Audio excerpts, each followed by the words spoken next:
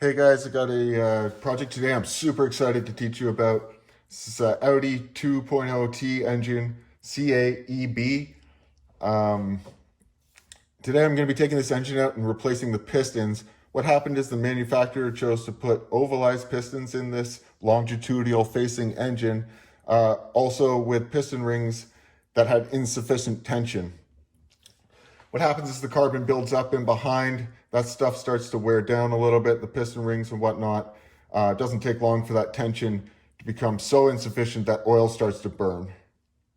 So what we're going to do today is take this engine out, remove the cylinder head and the bottom end, take those pistons out and put in the pistons from the transverse facing engine out of, say, an A3, something like that. Now these pistons are updated with a bit thicker ringland. They're also perfectly concentric and a bit better spring tension on those piston rings. I'm going to show you guys some tips and tricks on how to take this engine out really easy and fast.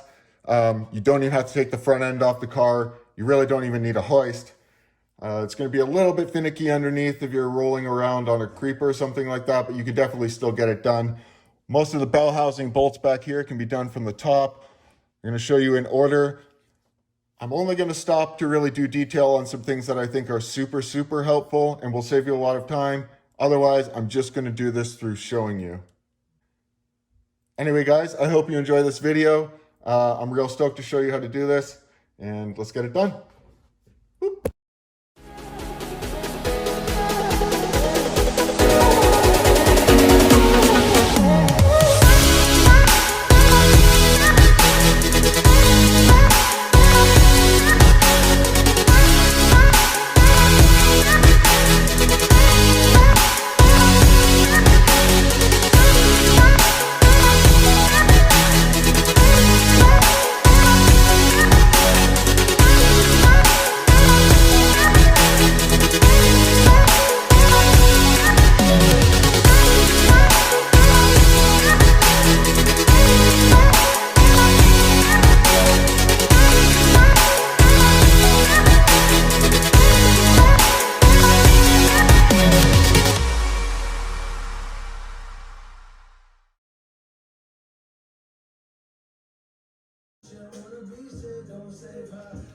All right, guys, so I prefer not to use rags when I'm plugging holes like this, say a turbocharger, intake, what have you.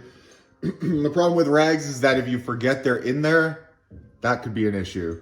So best thing to do is buy a plug set. There are companies that make just these plastic plugs that will fit in most diameters, most common sizes. Gloves like this are always good. You can pop them over top, zip tie them. Sometimes if it's tight enough, that works without anything. Or some tape in a bag, that works as well.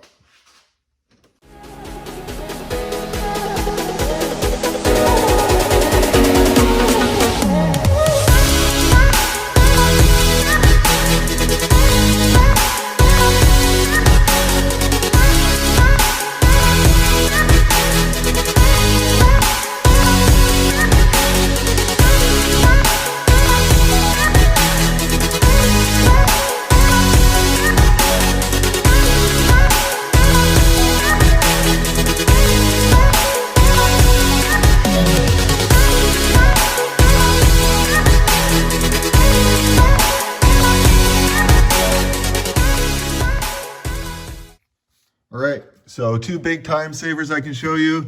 You don't have to disconnect the battery on this car when you're taking the engine out. Up in the engine bay here, you've got a couple of terminals. The big cable that runs down goes down to the starter and alternator.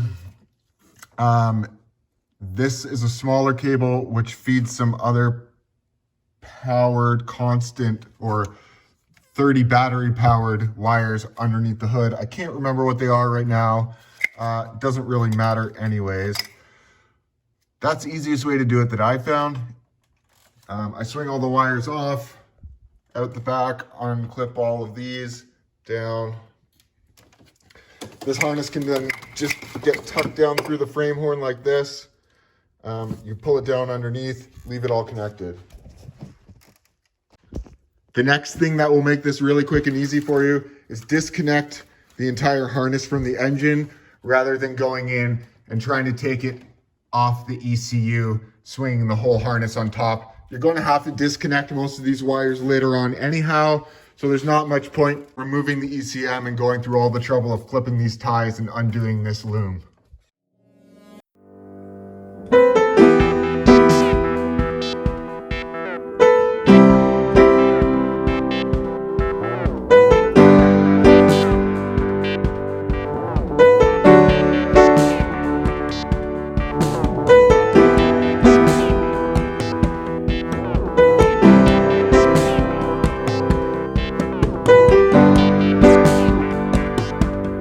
The next thing I normally do is disconnect this secondary water pump, auxiliary water pump, after run, whatever you'd like to call it. I leave the line connected to this side of the turbo because that banjo fitting is really hard to get to. It's on the inside of the turbocharger, sort of facing the engine anyhow.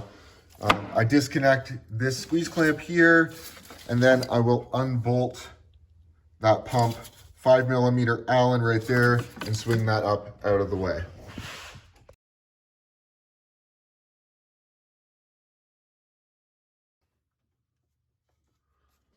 All right, so we've got another connector right there. So that's for a solenoid for the intake manifold switching. So you're going to want to unplug that as well before you try and remove the engine. Here I'm just unplugging various things from underneath and getting the bell housing bolts and torque converter bolts while I'm down there. I try and do everything either top or bottom at one time to make it efficient. Okay, we're gonna get all these bell housing bolts from the top now. There are 3 smaller ones on the bottom, 16mm triple square head that you'll have to remove from the bottom only. There's also a panel on the bottom for our torque converter or clutch bolts to flywheel or ring gear. I'll show you a tool that's really good for getting in to these small spots in here. The stubby 1/2 inch. This thing's great. I do also have 18mm and 1/2 inch triple square for the top, so we're going to start with that. About a 4-inch extension should do it.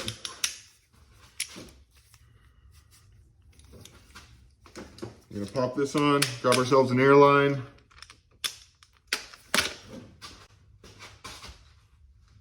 In this mess, there is an airline.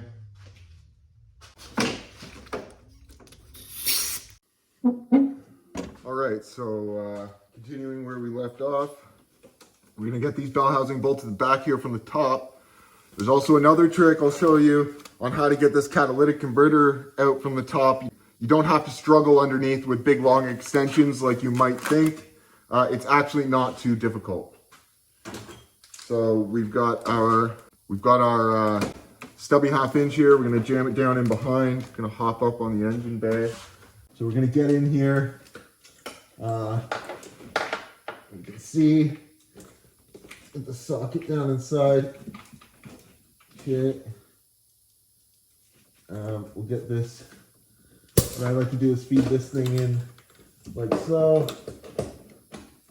You know what? Let's do this without the extension on this one.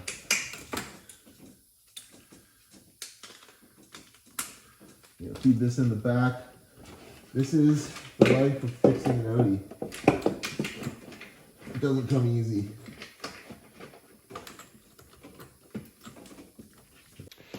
All right, I'm going to show you how to put it into service mode now. It does make it easier, a fair bit easier when you're doing this job if it's in service mode actually. You can sneak the engine out without doing it. I'm choosing to do it this way because I'm not on a hoist.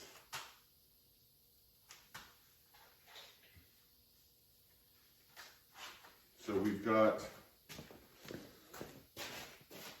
a few T25 Torx screws back in here and a few of these little plastic trim clips for the fender liner.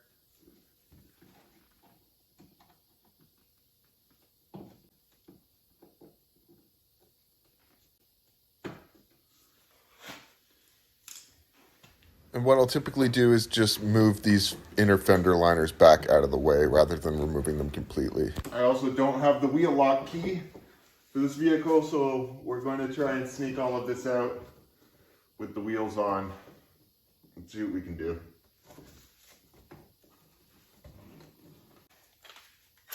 Here I'm using a magnetic 10mm socket, 1/4 inch, and a 6-inch long extension roughly. This helps me get the bolts out of the back of the bumper. All right.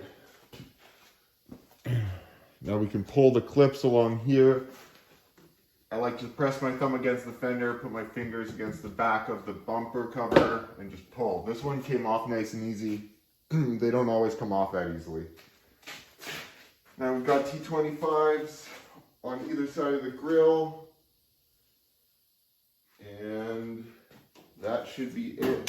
Slide this off, put it gently off to the side. I undo my fog light plugs before I take the bumper off.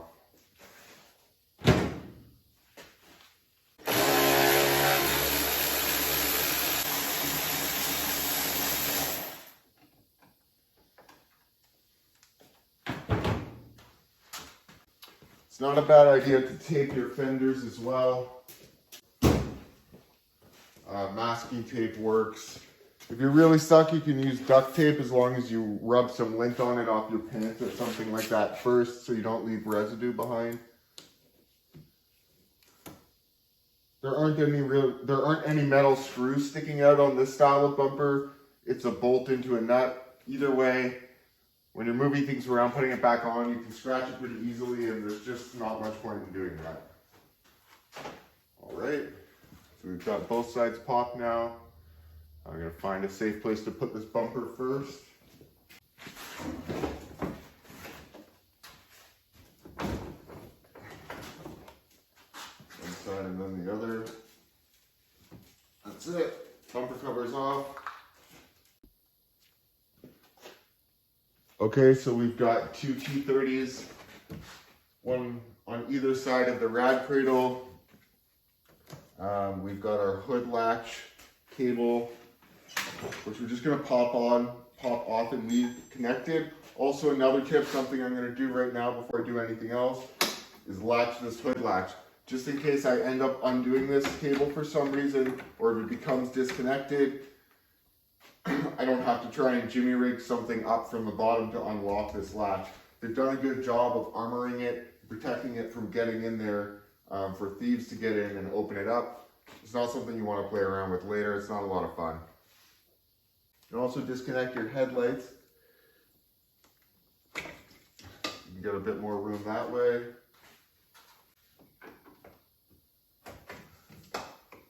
Right. Got a long T30 down the back of the headlight as well that's got to be just loosened. It does have a slot for the headlight to slip out.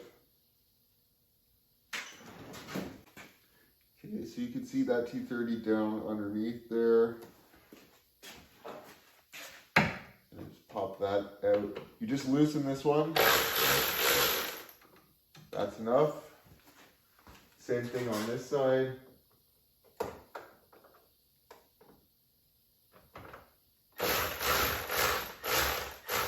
That should be enough.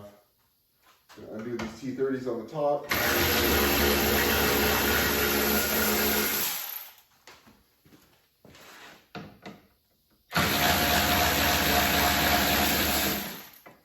Here I'm removing the bolts from the rad cradle into the frame horn, as well as two long T30 bolts that go up from underneath.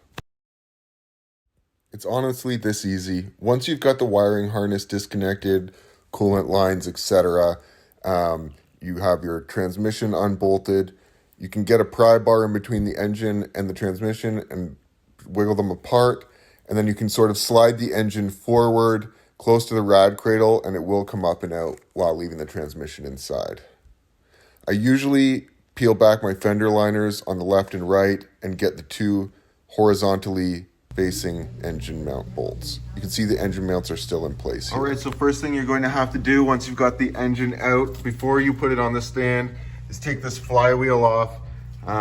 The rear main seal is in behind here, obviously. That has to come off in order to split the upper oil pan from the block. All right, so I've got the ring gear off. Next tip I can give you is to always take this shield from off the back of the engine and sit it on top of your ring gear so that you don't forget to put it back in. Just an important note here that while you're breaking down the engine, when you're taking the bolt out of the front of the crankshaft or the harmonic balancer, you're going to want to cut a 1/2 inch off of that bolt and reinsert it right away before you take any chain tension off of that cog. It's very important, otherwise this cog could slip and you could cause engine damage.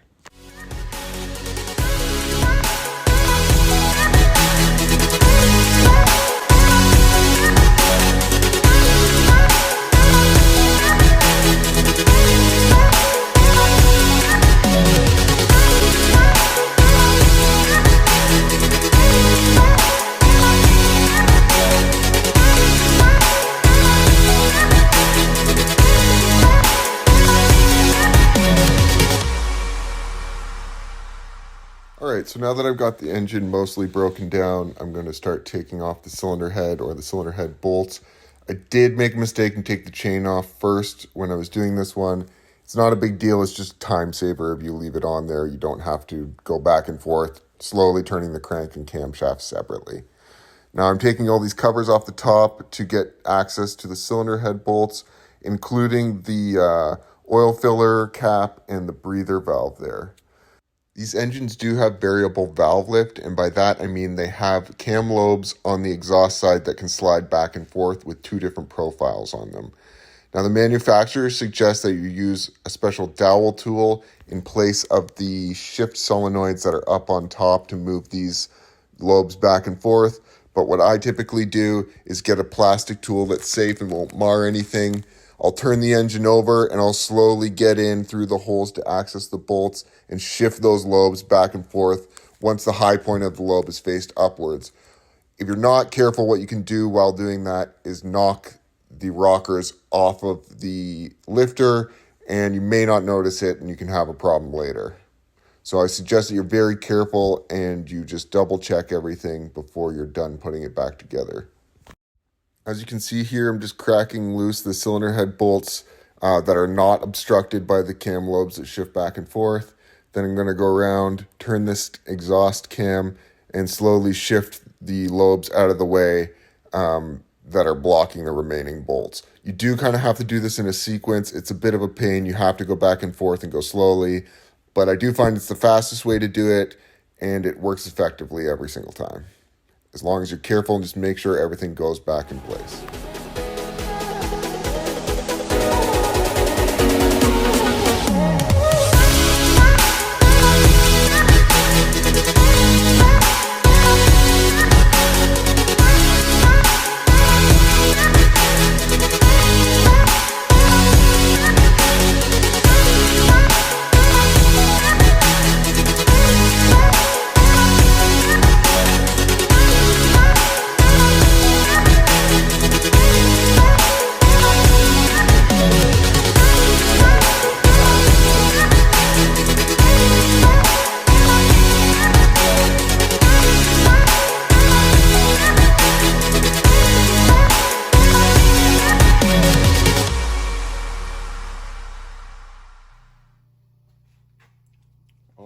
So we've got our piston here. We always want to make sure that our ring openings are set 120 degrees apart from one another, like so.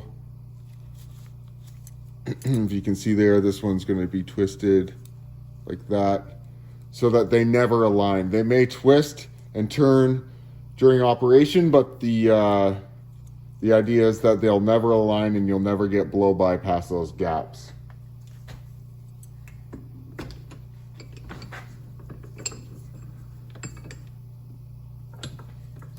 Now today I've made my own piston ring compressor.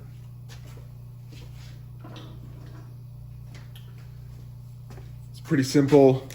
I welded a band clamp to a piece of sheet metal that I cut. It's not perfect, but it works for sure.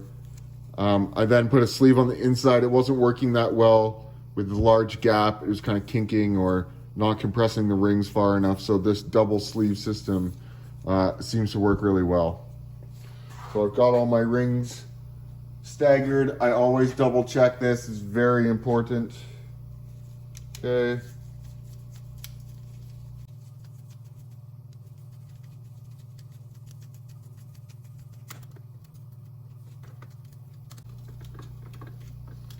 Yeah, open it right up like that.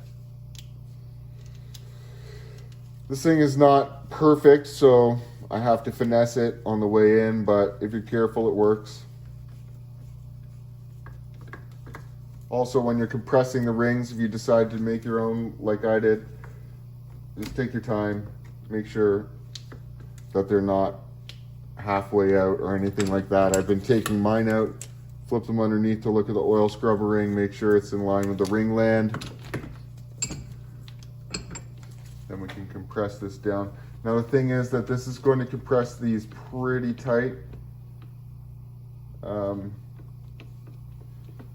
So it's going to be a little bit difficult to slip the piston in, just keep that in mind.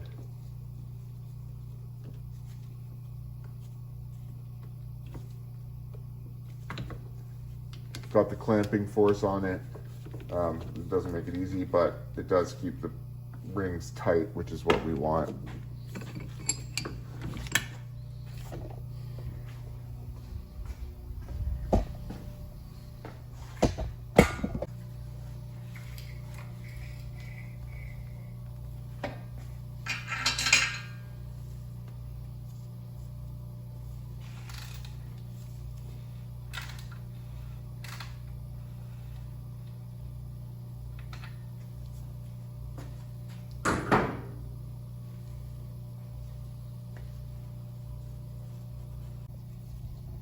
Okay, so we're ready to put our piston in.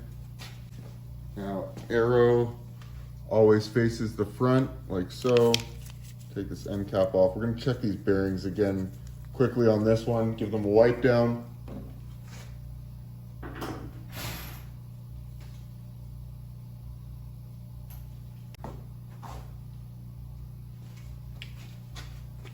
Okay, so I like to wipe down both surfaces. Inside the conner rod, also the bearing. If I shift them around inside one another and they feel like there's grit, I feel like there's grit in between, then I'm definitely going to take them apart and clean them. It's good practice just to take them apart and clean them anyway. What I'm looking for here is if you can see that etching there sort of faintly on this bearing cap. A lot of times that transfers over, and if you can't remember which way you put it in, you can look closely and typically you can see the Audi rings on one side. This one, maybe not so much. Well, I was able to find some markings, just rub markings from underneath, and get this in the right position.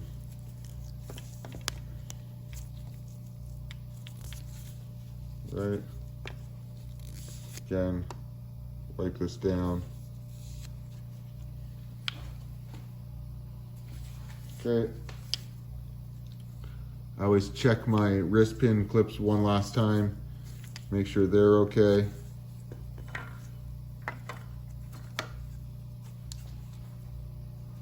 You got to finesse this tool a little bit. See what we can do.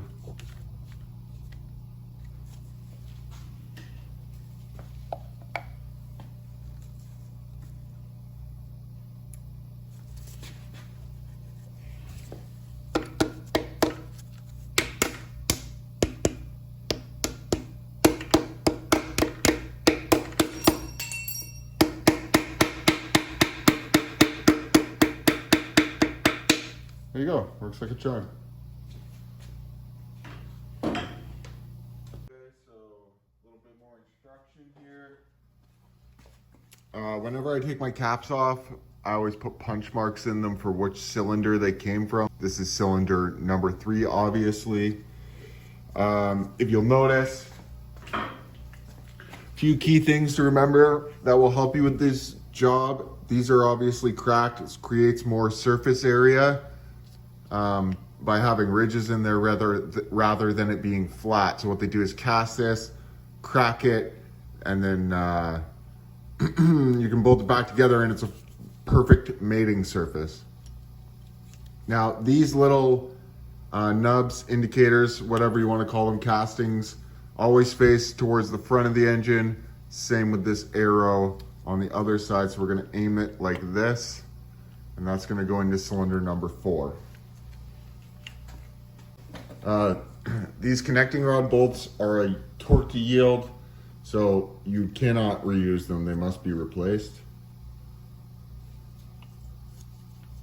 I'm going to fit this in. I always make sure that my bearing surfaces are clean. I'll always pop my caps off. Actually, we'll double check this one. There you go. So we want to make sure that that is centered as best you can get it, like so.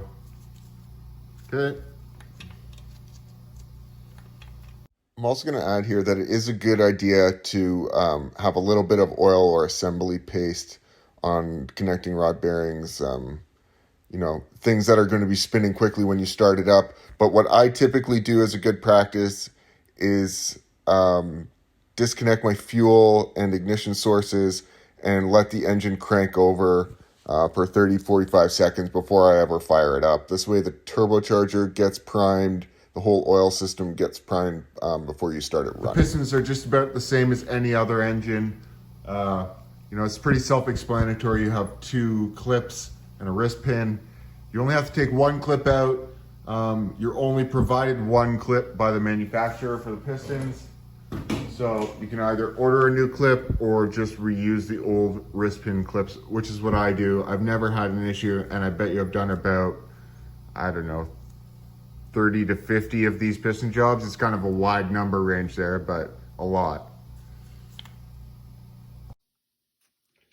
Okay, so I've got all my bearings double checked. Everything's in order. These are torqued to 45 Newton meters plus 90 degrees. So I'll show you what I like to do here.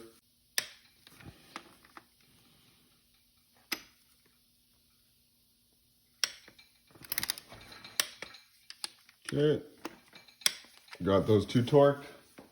Now what I like to do is put a little indicator like this.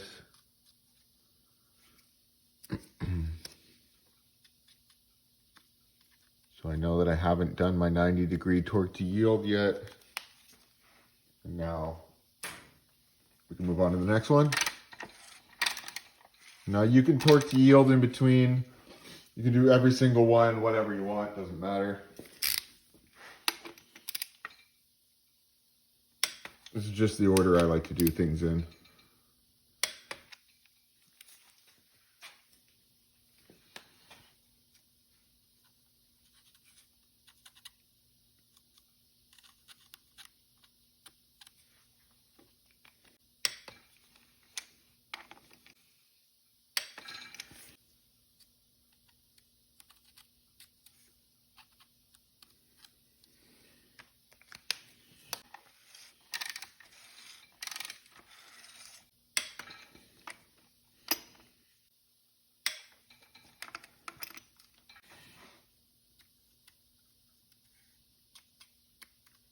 Okay. All right, we're gonna do our 90-degree turns now.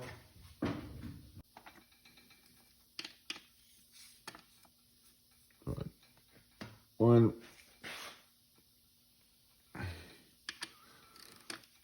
2,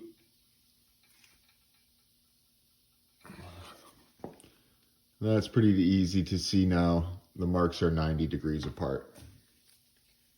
For the next one, I like to do mine order 1, 2, 3 cylinders, 1, 2, 3.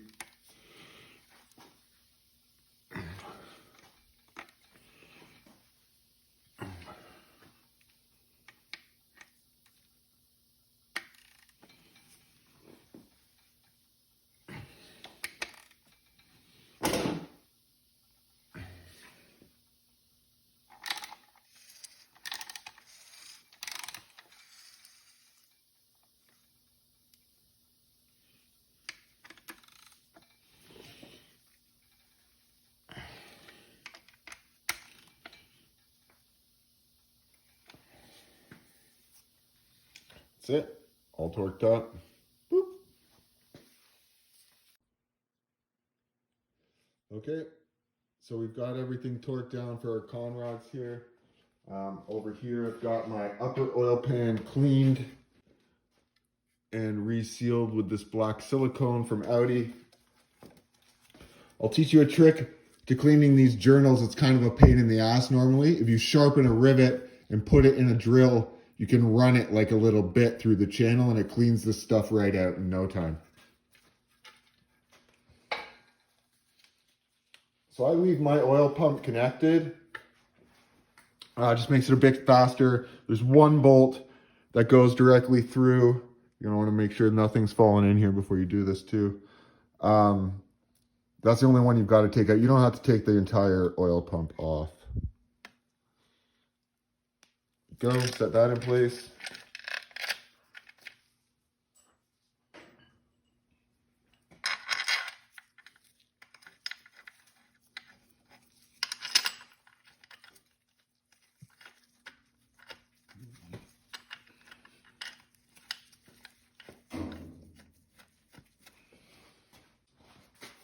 Ten mil triple square.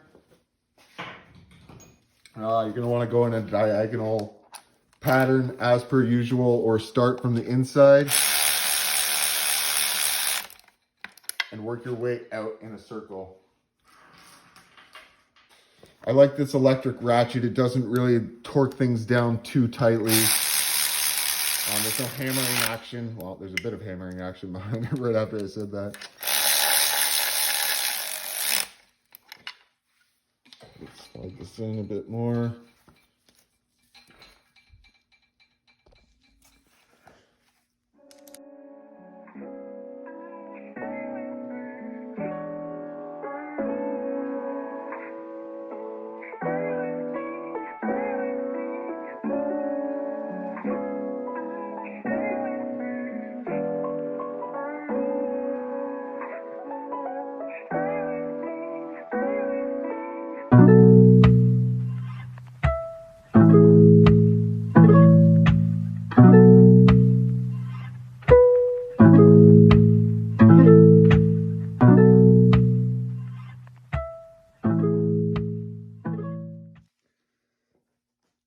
Okay, so torque spec on this is 15 Newton meters plus 90 degrees.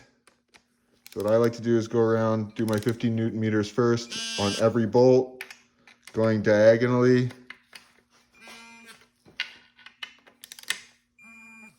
And then I can mark them as I go with a Sharpie or a metal steel pen, whatever you want.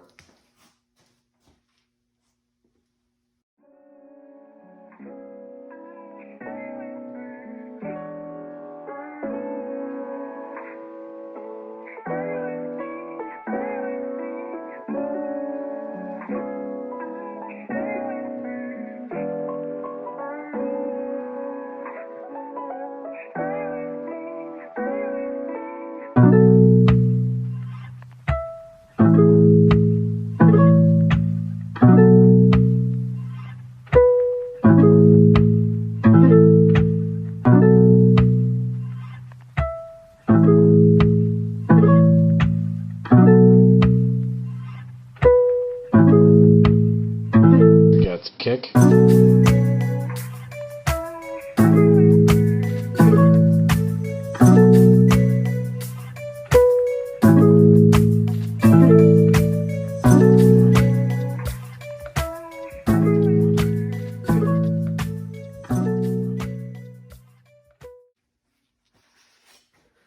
All right, so this is the, they call this deformation baffle. It's to keep the oil from sloshing. They do recommend that you replace this thing because they say it deforms after you bolt it down. However, I've always reused them. I put some silicone underneath these tabs just to keep it from rattling. They say that's what can happen. So I'll just retorque this, reuse these. There's really no reason to replace this. It works just fine.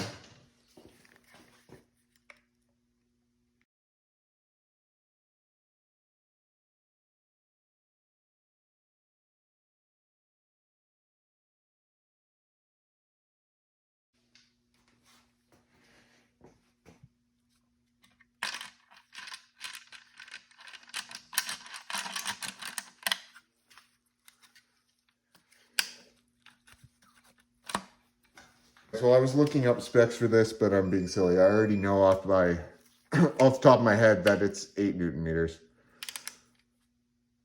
Any 6 mil bolt is typically 8 Newton meters unless you've heard otherwise.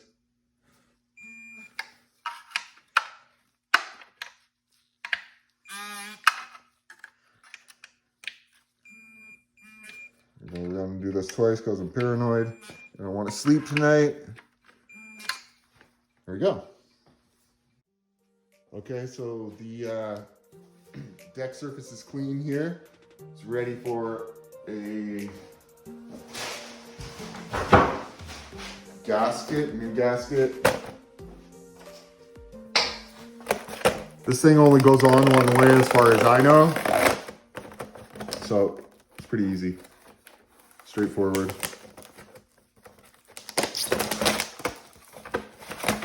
Try not to bend it.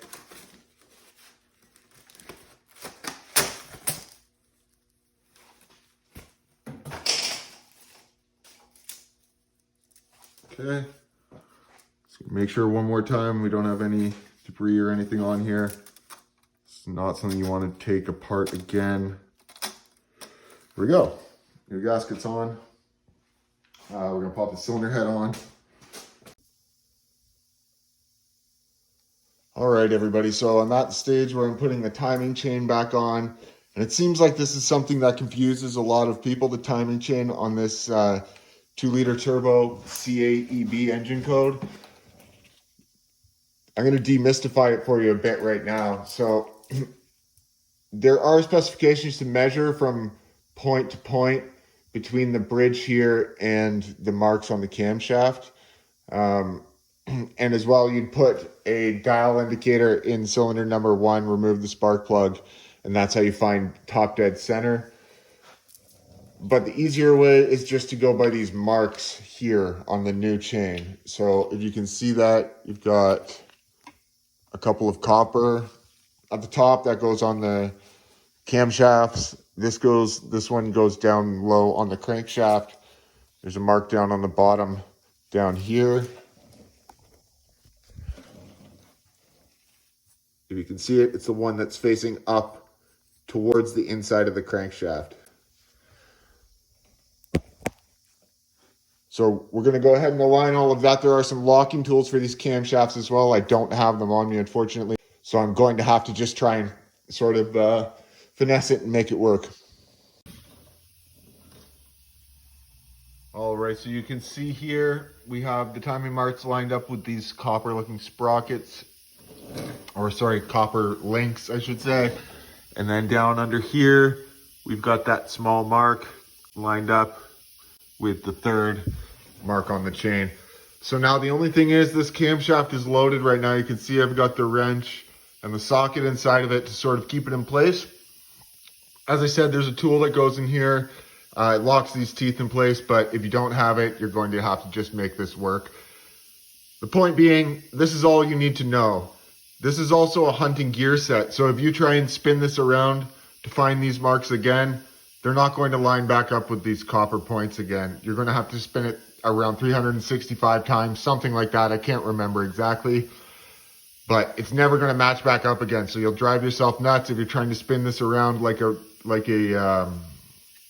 traditional timing belt. There it goes again, to double check your marks. Just set it like this. I promise you, I've done this a countless amounts of time, and it's fine. Double check them before you put everything back together. You put the tensioner back in first and let the tension go, obviously. That's it. It's really that simple.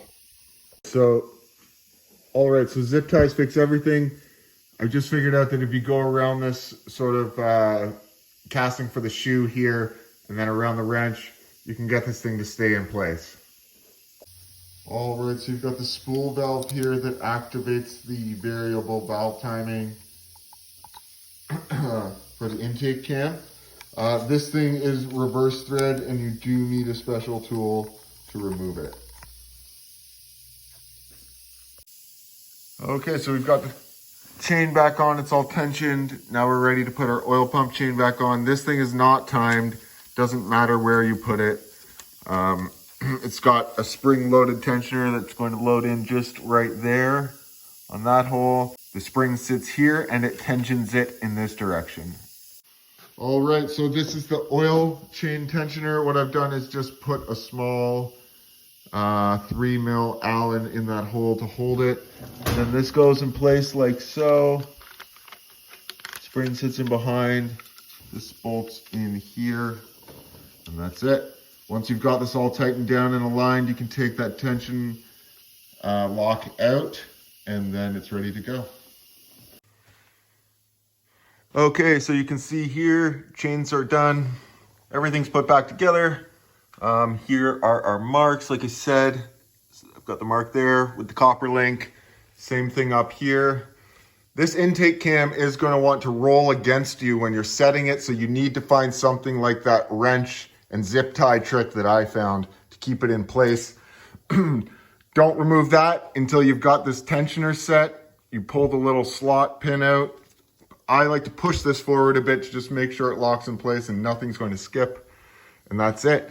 I believe these are 20 Newton meters each. These triple square bolts. I torqued this one to 8 Newton meters. Same thing with these 8 Newton meters. Also the tensioner bolt 8 to 10, I believe. That's it. We're gonna put this thing back together, get it running. Once I've got my tension all set and chains are good to go, I'm gonna start making sure all the surfaces are clean for my upper and lower covers.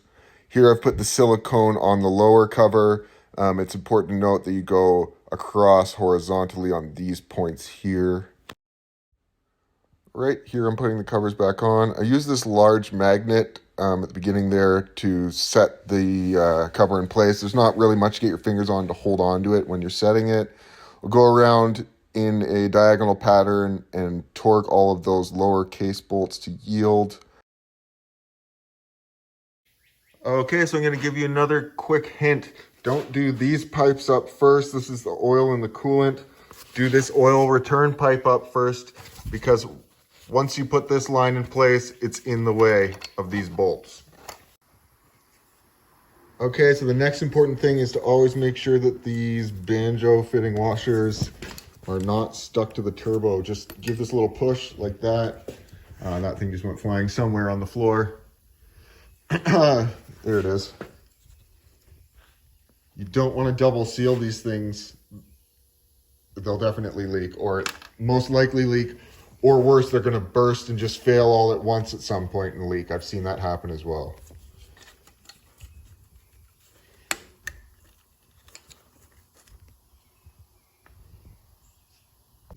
All right, so the next tip I'm going to give you is to cut yourself a stud to go in where the transmission lines go. So on this side of the engine block, right there underneath the engine mount, what I do is trim a bolt like this, make it into a stud. I cut the head off. And then once you go to put the transmission lines back on this later inside the car, it's much easier to hoop the bracket onto a stud than it is to try and feed this bolt in without being able to see it. So there you go. The stud is in place. I put some Loctite on there. All right, so here you go. The engine is pretty much all back together. We've got to put this harmonic balancer back on. You do need to oil that seal before you install it, and it's stretched to yield. All right, so here's the part where you're going to need a special tool unless you have a mill and you can make this thing on your own. This is a big long bar. It fits into this harmonic balancer. I'll show you. You can do this without this catch. So one of my pins is snapped off. That's from actually bouncing it on the ground off the handle. A few guys had done that and then realized that they snapped. So if you do buy one of this, don't mess around and bounce it off the handle either. So you have 4 pins that match up with the 4 holes on the harmonic balancer. Then you put this in place, torque it to 100 foot-pounds plus 90 degrees. All right, so we're getting close to being done here. Just want to show you a few more tips. This little tab on the transmission right there inside the bell housing, the torque converter should be slightly behind it when you're reinstalling it. If it happens to pop off and it's come up past this part, then you know it's not locked in all the way on all 3 splines. It's very important that we get that back in place. Next thing is that I put a jack stand under this transmission when I'm doing this job, and I jack the transmission up as high as I can get it into the body without damaging anything. And that will allow you to sort of rock this engine down and in, so you don't have to take this front end all the way off if you don't have an air conditioning machine or you know, the other parts you might need for it. All right, everyone, so the last tip is that when you're rolling your engine up, you want to line it up right with this hood latch here. That should make it perfectly in line with the bell housing.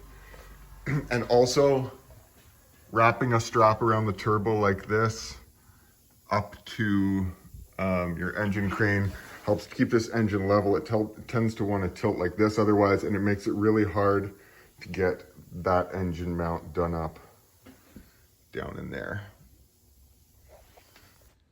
Here's a quick view of the transmission with that cowl removed. It makes it much easier to get to those bell housing bolts. Okay, so we're almost ready to start this thing back up. Something I like to do before I fire it up is unplug this main harness for the fuel injectors down here. That way I can crank the engine over and prime the oil system that way and get the oil up in the turbo, up in the top end, up in the cylinder head, all that stuff. There you have it, it's all done. I didn't film much of the reassembly, it's just the opposite of taking it apart. Please consider liking and subscribe. I hope this video helps you.